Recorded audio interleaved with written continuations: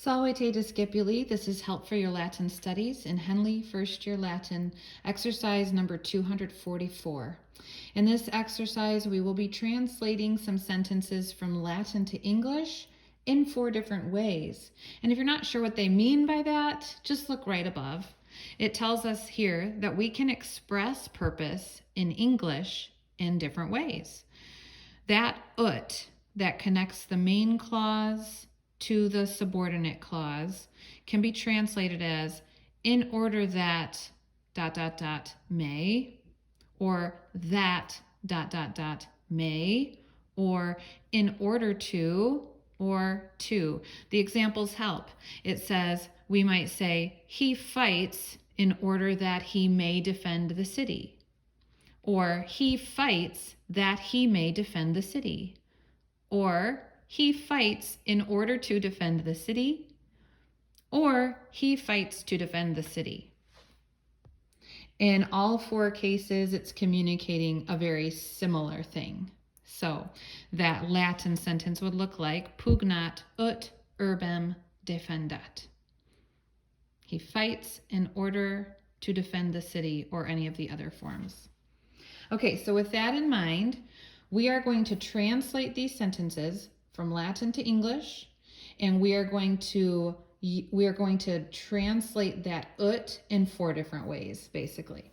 Okay, so looking at number 1, milites gloriae cupidi pugnant ut hostes vincant. So we clearly have an ut, and before it, our main clause, and after it, our subordinate clause. And again, that subordinate clause, the verb, should be in the subjunctive mood. So let's look at the first clause, the main clause, which says milites gloriae cupidi pugnant. I see here a noun in the nominative form, nominative plural, so that must be our subject, and it's masculine. I'll write that too above there, masculine. We have another noun here, gloriae, from the first declension, gloria, gloriae, meaning glory or fame.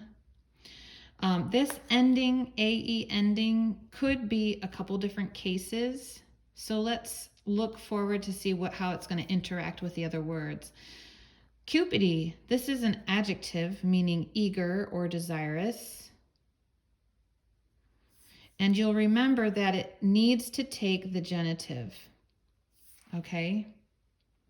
Desirous of, or eager for, and then a genitive noun.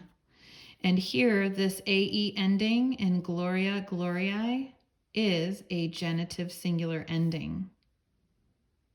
So that's going to partner with the adjective cupidi. And then we have our verb. And let's see what we can tell about the verb. The ending is nt. That's a third person, plural, and present tense. Okay, let's go ahead and just translate then this first clause. Milites, the soldiers.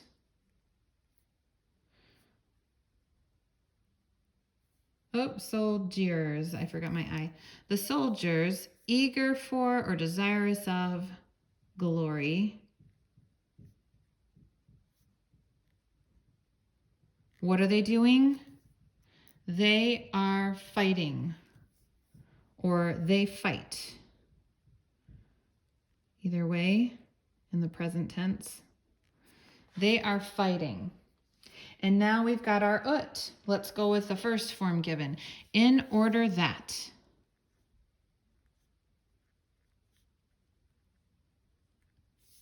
Okay. Now in our subordinate clause, we have 2 words to think about. One is a noun, one is a verb. So I'll go ahead and mark that. That's our verb. It should be in the subjunctive mood. The nt ending tells me that it's third person plural. If I look back in the verb glossary here, I see that winko, winkere, winky, victus means conquer, and it is a third conjugation verb. That'll be helpful to know because looking in my grammar book now, subjunctive mood, present tense, this is the third conjugation, endings, ant. Okay, third person singular, present tense. So it has to, according to our last exercise, right, our last reading, present subjunctive in the purpose clause when your main verb is in a primary tense, present. That works. Okay, and then this word hostess or hostes is from our Latin vocabulary word hostis, hostis, meaning enemy, a third declension noun. Various is eme, ace, ibis, ace, ibis. So this could be nominative or accusative, right? Ace is the same ending for the nominative and accusative, and either way it's plural. And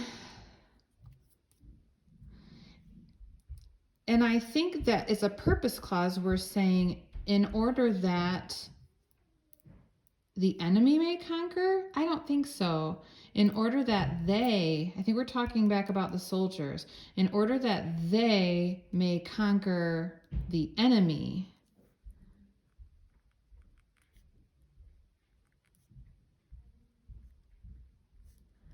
Okay, so now we have to think about the other ways to translate that ut. So again, we would have the soldiers, eager for glory, are fighting that they may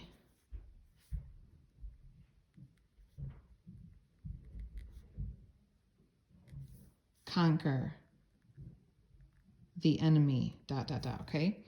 Or we might say, the soldiers, eager for glory, are fighting in order to conquer the enemy. Or the last way is, the soldiers are eager for glory, the soldiers eager for glory are fighting to conquer the enemy. Any of those four ways works when you're translating that purpose clause after the ut, with the ut. So I hope this has been helpful to you. Have a great day.